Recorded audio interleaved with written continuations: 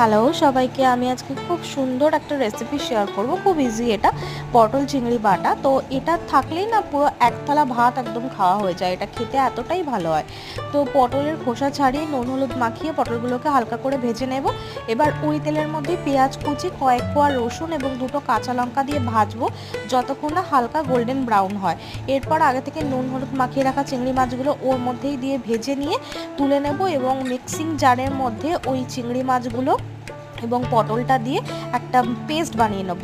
এরপর তেল গরম করে কালো জিরে ফোড়ন দিয়ে ওই পেস্টটা দিয়ে বেশ কিছুক্ষণ নাড়াচাড়া করতে হবে যতক্ষণ না জল শুকিয়ে একদম এটা শুকনো হয়ে আসছে। এরপর ওই তেলের মধ্যে কয়েকটা শুকনো লঙ্কা ভেজে নেব এবং ওই শুকনো লঙ্কা ভাজার তেলটা ওপর থেকে ছড়িয়ে দেব এবং ভাত দিয়ে খাওয়ার সময় এই শুকনো লঙ্কাটা ডলে খাবেন। খেতে এটা ভীষণই ভালো হয়। তো আমার ভিডিওটা যদি ভালো লাগে তো চ্যানেলটা একটু লাইক